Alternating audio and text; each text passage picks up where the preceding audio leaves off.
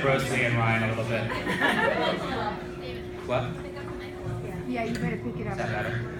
No. Better? No. You better walk I'll just speak loudly. Leah, Ryan, thanks for giving me the opportunity to speak a little bit tonight. I'm confident that you won't regret this. For those of you that don't know me, I'm obviously Ryan's brother. No, of course, I'm Leah's older brother, in case it wasn't obvious before. And before I started on Leah and Ryan, I just want to thank both my parents and Ryan's parents for this great weekend. As Leah's older brother, and because of our age difference, I can remember Leah coming home from the hospital and distinctly remember changing her diapers and getting her out of her crib. I've had the opportunity to really watch Leah grow up from one of the cutest and most adorable babies to the mature and intelligent woman she is today. That said, anyone who knows Leah knows that she, for lack of a better word, is inquisitive, to put it mildly. Thus, I thought it would be kind of fun to beat Leah to the punch, and so I made a list of questions that I thought Leah may ask me about marriage, having kids, and life in general. So I figured Leah may start off, asking me, David, what is it like to have kids? Now, being almost 8 years older than Leah, I can vividly remember when our parents told Dana and I that we were having a third child. Or I guess they were having a third child. And I vividly remember the day my parents brought Leah home from the hospital, the day she was born, and the day I met her for the first time.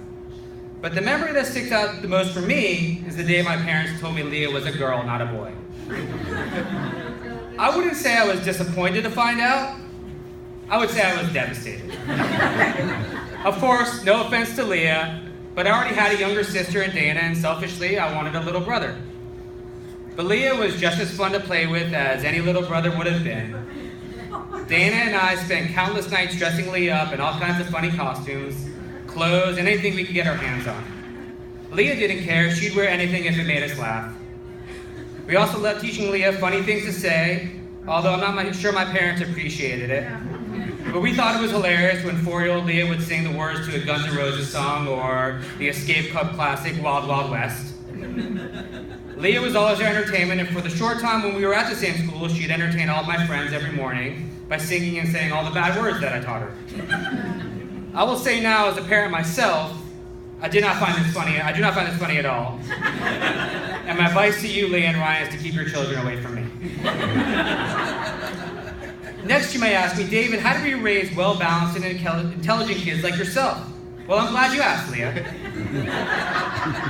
But honestly, that shouldn't be a problem for you. See, when Leah was a little kid, she was honestly amazing in some of the things that she could do. Our dad would play a memory game on his computer with Leah, and she would literally get every single one correct, every single time. It got to the point where I thought maybe they were hustling me, and maybe they were cheating and my dad still hasn't told me, but Leah was some sort of savant. Unfortunately, though, that didn't last. You see, by the time Leah was in high school, I had pretty much irrevocably broken my parents. Whereas I would be grounded for months for having a drink or coming home late, I would come home from college, and I'd find Leah's Mike's Hard Lemonade in the refrigerator, or a bottle of her vodka in the freezer.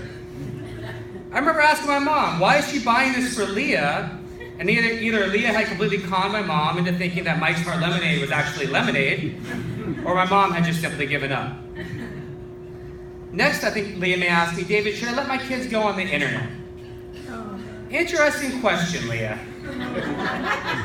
For those of you that don't know, which I'm going to safely assume is almost everybody here tonight, because I know Leah isn't too fond of this fact, but Leah is actually the person who invented the act of catfishing. Now, if you haven't heard the term before, catfishing is when you pretend to be a person on the internet in order to trick somebody. Leah was light years ahead of this now popular phenomenon when she recorded the first known catfishing incident back in the 1990s.